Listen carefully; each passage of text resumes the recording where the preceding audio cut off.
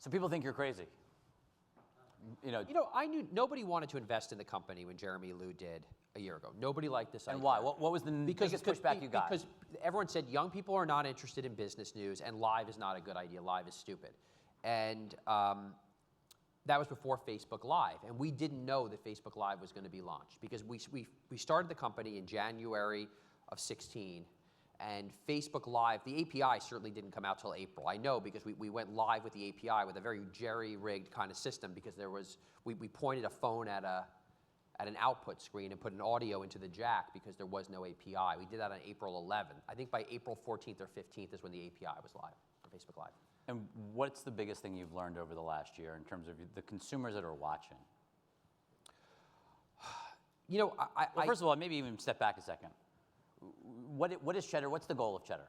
Because we have an audience here. Some of the people may not even be aware of what Cheddar is. Cheddar is I call Cheddar a post-cable network because it's both kind of like a cable network and what comes after a cable network. It's a live news network broadcast 8 hours a day, floor of the New York Stock Exchange, corner of the Flatiron Building. It's not really a finance or business news network. It is, but it isn't. The idea was that Amazon, Netflix, Airbnb, talking speakers, flying cars, Elon Musk launching rockets. That was such a big, exciting part of the daily conversation that would be where we would start the live news network. We weren't going to start with politics. We weren't going to start with international affairs. We didn't know anything about that. We couldn't have foreign bureaus. And where would you go? But if you wanted to research that today or before Cheddar existed, what did you do? You didn't go to CNBC and start doing searches. I don't believe in research and I don't believe in analytics. How big is the market? Fucking big enough. If we had capped out and the company could only be this big, we would have sold the company for $25 million, right? That's what we would have done. The analytics, it's all bullshit and none of it works. So I'm not particularly interested. Got a room full of analytics people. Yeah, but it's like any data I give anyone, if I tell people that we do 1.5 million views a day, which we do across Facebook and Twitter, they say to me, oh, well, those are shitty little social views, right? If I tell them that we do hundreds of thousands of people on Sling, they say only hundreds of thousands, but Sling only has 1 million some odd people who are paying $20 to $40 a month. So there's no number. That's why I went and hired Cogent, who's the firm that CNBC uses after CNBC moved off of Nielsen, we now use the same firm to measure our audience. And the numbers came back great. Linda would say, Linda from Yaccarino, yeah. Yeah, she would say average minute audience. How many people are actually watching throughout the average audience throughout the entire broadcast that you're doing? Well, so that 8 hours, what's the average number of people first, here's what I will tell you.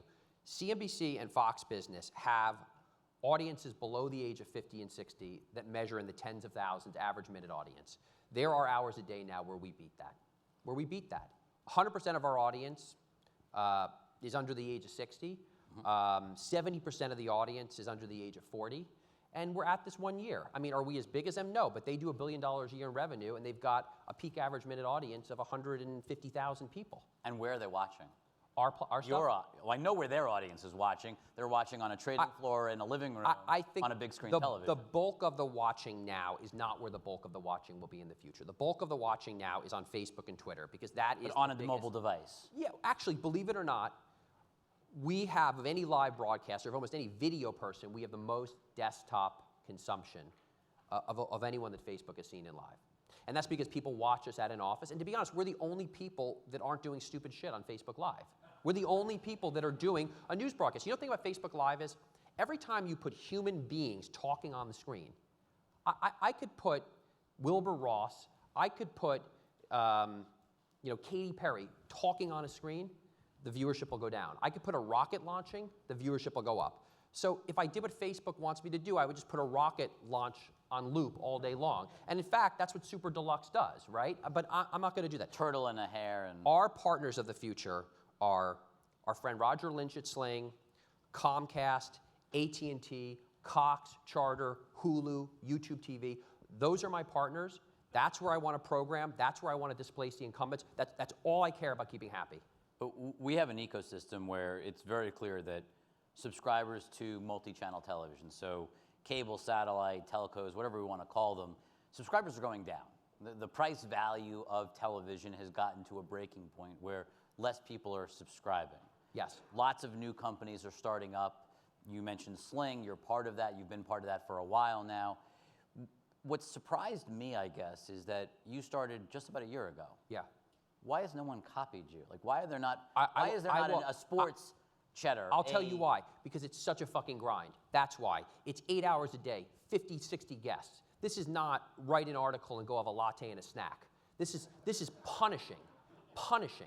Not only are we running a news organization, we're doing a startup. Our office has fights and breakdowns and blow-ups and software going wrong. We built our new control room. We were supposed to go live at 9 a.m. They did it all over the weekend. The whole thing worked at 8:45.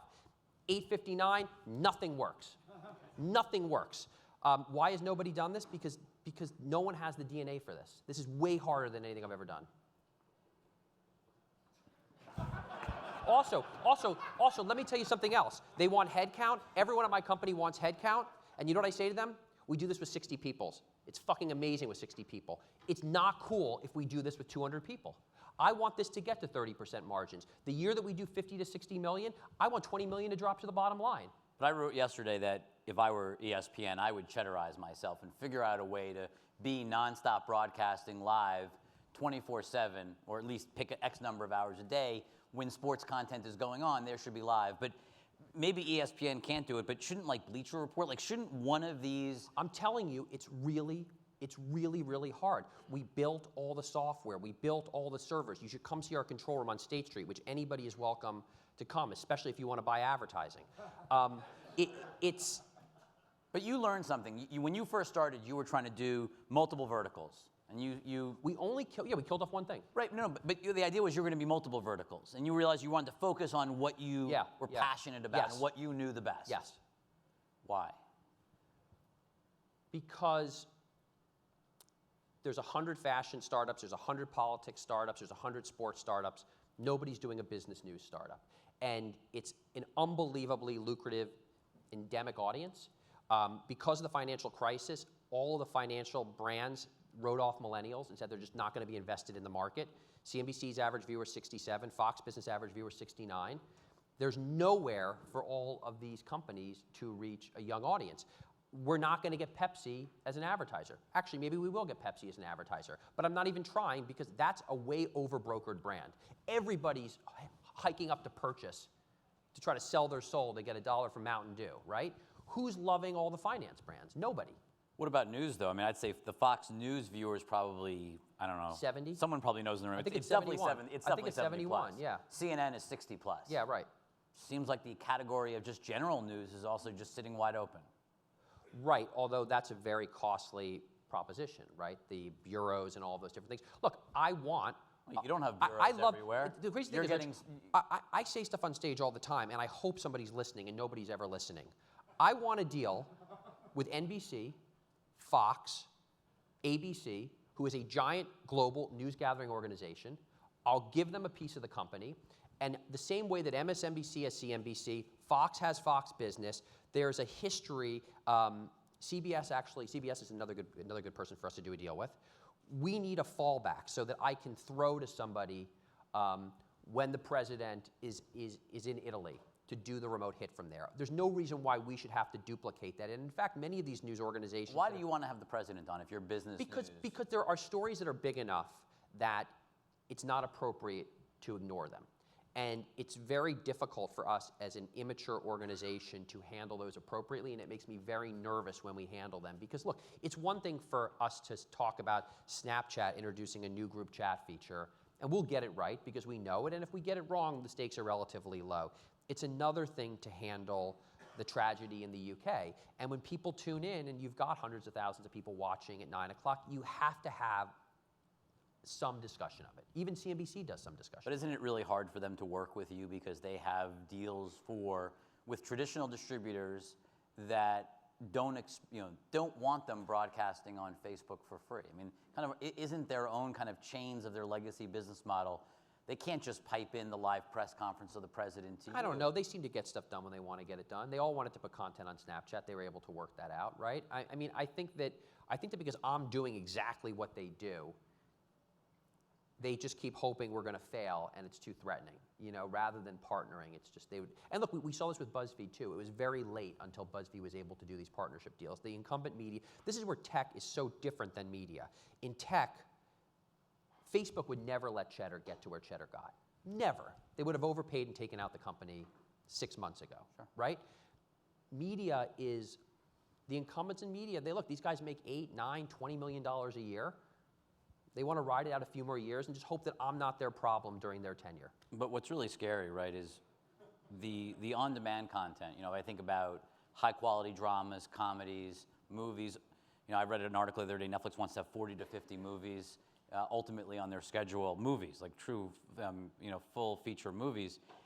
You know, if those three categories move to on-demand, ad-less content or distribution over the next several years, if financial news and maybe regular news move to a Cheddar model, which is a kind of a new distribution model where you don't have to have the big bundle, the only thing you're really left with is people that have to have live sports essentially being part of the big bundle. I don't agree with you. What's the third most watched cable channel in the United States? Third. ESPN. Well, I'm sorry, Nickelodeon. Fox. Well, no, we're doing cable. We're doing cable. Cable. Fox. Can we do Oh, cable? Fox News. Fox News. Fox News, CNN. What's number 3? You're going to do ESPN. ESPN, Fox. What's number 3? Number 3. Who knows what the number talking third just most prime watched time? cable channel? No, overall, the third most watched cable channel in the United States. What? No. HGTV. Who got that? You know who likes tiny houses? Fucking everybody likes tiny houses. That's who likes tiny houses. That's who likes tiny houses. Look, there's a market for. Look, Scripps is the most undervalued of all these companies. Sure, but okay, but hold on. That's the bundle, but Rich. You love tiny houses. Everybody loves tiny houses. Everyone loves tiny houses. Everybody loves tiny Sure. houses. You're paying $80 right now to get It's tiny right, but houses. it's not. But this is where Zaslav is right. $80 is ridiculous. It's $7. Well, that's The bundle is your loser bundle, which is actually the worst name for it because everybody gets confused when I talk about Rich Greenfield's loser bundle. the New York Post did quote me this morning It's saying a great the idea. loser bundle could be the winner That's what I bundle. want to be in there. You wanna be in the winner I'm bundle. telling you the bundle I want to be in. It's the Scripps properties, HGTV, food, travel. You put us in there. You put Young Turks in there. You put Tastemade in there. Maybe CNN is able to give you HLN. Maybe Fox is able to give you Fox Business. Maybe they can give you the scraps as opposed to the steaks, and you charge $7 for it. But this audience, or the audience that the traditional world would say, if you don't have the broadcast networks and you don't have ESPN, Who's cutting the cable that wants to watch 2.5 Men? Who? I don't get it. I don't get it. Who's watching these shitty sitcoms? That wants to spend $7 a month. But that's the They want to watch tiny houses. They want to watch Guy, what's his name, eat Guy Fieri. the fried sandwich. That if you're not going to watch, if you're not going to watch House of Cards, you're going to zone the fuck out and watch Scripps stuff. That's what people do. which argues for a model that's very different than what the legacy TV model is built on, right? I mean, the reality is there's tremendous number of companies, some of them are sitting in the audience, that make a lot of money from this legacy bundle that you're basically essentially crapping all over. That it's got to get smaller, it's got to break down, and it's got to be. Who are you? Who's offended? Well, if I were sitting, if I was. Who do you think? I bet You you're just gonna said get you it want to do deals with CBS, NBC, ABC, and Fox. Well, whoever will do one. But you want to do deals, and you want all of those companies essentially to be cut out of the bundle because their content's too expensive. Well, do they all have cable networks? You want or they them to all give have you your content to be in a cheaper bundle. I think that, You see look, that- CBSN I think is really good, okay? And I think they should not make CBSN free. I think CBSN should be a skinny bundle product. I think ABC needs to launch an over-the-top news network as well, right? I think guess that's the point is Cheddar frenemy? Friend or like where do you think Cheddar fits in the ecosystem? Well, we're definitely a friend to the MVPDs. We lower their content costs. We provide a high-quality product available to a younger audience. So we're friend there. Expansive digital rights. I can do whatever I want to do, right? We've made our bet that we're not going to give away all the content. There's only 3 hours of Cheddar that are available for free. Every hour beyond that is only available to our authenticated partners. We've lined up all of our MFNs. We do all that appropriately. So we're friend there. We're also provocative to the people that are charging them too much money. Are we? Meaning what? Explain that. That may not be obvious to everyone. Meaning that we don't, if we get put into a base bundle, we don't take a sub fee. Okay? We get a portion of the ad avails, and we. So you're free. Right, but we if get Charter puts me in the if Charter, base bundle. If we go into base bundle, so if Charter puts you in 18 million homes, they pay you nothing. they pay me nothing. I keep a percentage of my ad avails, of the commercials, and we keep 100% of the branded content revenue. We keep 100% of the branded content revenue because we can't segment it by platform right now. The feed that we send to Amazon is the same feed that we send to Sling. So there's no taking the Dunkin' Donuts sponsored segment and dividing it up. We can't do that, right? So we're definitely a friend there. In terms of the large conglomerated cable channel owners. Well, hold on. Just if you're free, why are you not on every platform? Oh, we're getting them all done. I think by Q1 we'll be in every single one. You think you'll be in every major MVP? I think we'll be in every major MVPD. I think there'll be one or two left. I think we will definitely be signed with everyone by Q1. It takes some time technically to roll some of these things out. To answer your question is, if they don't put us in the base bundle, if they put us what's known as in a sell-through, we then charge a small fee. A tier. We charge a small fee, like a nickel. Okay, so but just because we're trying to push everyone to put us in the base bundle. MVPDs, you're a friend, although you're very disruptive to kind of the legacy way in which they think about the world. But I think they've done a very good job of being disruptive to themselves, right? They've all launched. I mean, look at what our investor. If I was a programmer, I'd be terrified of you. If you're a programmer. Yeah, if I'm a legacy cable network who gets $1 or $2, I mean, A&E or Discovery, I mean, David Zaslav, I mean, think about how much money these companies get. And you're walking in saying, "Yeah, just carry my content right, but for we're free, also, we'll take an ad share." But we're also really tiny. We're also really tiny, and we're 60 people in a room, and our content is of uneven quality, and we have a lot of work to do, and we're tiny. Right? Yeah, but you want to get bigger. Of course, yeah. But now is the time to do a deal, to partner. Right? I mean, if any one of these, if any one of these people wanted to launch a non-sports bundle, well, why doesn't someone just buy you and take what they learn from you and do their own? I don't think when you do a startup, everybody wants to ask you like when you're going to sell your company and who's going to buy your company, right? The interesting thing about media is, John Malone. I spent a lot of time thinking about what Liberty has done. Could there be some structure for Cheddar down the road? Could somebody want to cleave off some assets? Could somebody have a consent decree where they've got to unload some channel and they need to, I think our path is less linear in terms of like a straight takeout. Like, I don't think that's what's going to happen. We got time for like one more question. Okay. So, legacy media has really failed at getting an app. Like, they don't exist on the home screen. They exist on other people's hold on. apps. Let's do two more things. I agree with everything you write, but I'm more sympathetic. Look, it's real easy for us to be doing whatever the hell we want to do. We had no revenue last year. We're nobody. We're going to have 8 to 10 million this year, right? But you're still not an app on people's home screens. No, but hold on. But my point being is, you're really dismissive of ESPN. When I read your thing, I felt kind of bad for ESPN and John Skipper, okay? When you have billions of dollars of revenue, billions and billions to protect. Sure. Yeah, it's real easy for Cheddar to do whatever the hell we want to do with our 10 million in revenue. They've got gajillions to protect, right? So that's a much harder, that's the innovator's dilemma. But you're not sympathetic to that, though. I mean, that's what technology in this room disrupts. But my question is, Cheddar's not an app. Should Cheddar be an app? Like, are you okay being on Sling, on Comcast? Like, I don't open up my phone and just click Cheddar. Yes. So to answer your question, was that a big battle you had internally? No. We do have an app. I know, but no one's using it. Exactly. No offense. No. But no. I don't want you to hit me. Rich, I don't take offense. The fact that we have the partnership deal with Twitter, we're on Sling, we're on Amazon. I mean, how lucky are we to be part of that? Why would I want to go recreate a distribution network when I have all of these natural allies? Our relationship with Facebook is fraud.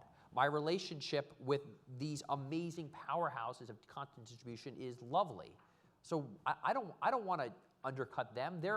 That's like saying like I'm Purdue Chickens and I don't want to go through supermarkets. I want to have a chicken stand. Like that's not what I want to do. Grocery stores need chicken, right? They do. It's just a matter of ultimately on the mobile. If the mobile device is taking over your life, where do I see? We're going to win on the TV sets. That's where we're going to win. We're going to win on the connected TV sets. Everybody's fighting. I like small ponds that no one's competing in. And you think the connected TV is that pond? I think it's a much smaller pond than the phones, but no one is even trying to do a live linear feed on it. When I turn on the TV now, it reminds me of that Neuromancer line. Like when the color of the sky was the channel, a TV tuned to a dead channel. Put on your Apple TV, put on your Roku. If you're not watching House of Cards, there's nothing to watch. I'm going to be what you put on when you're chopping vegetables or dressing your kids. Thanks, Jon. Fun. Okay, good.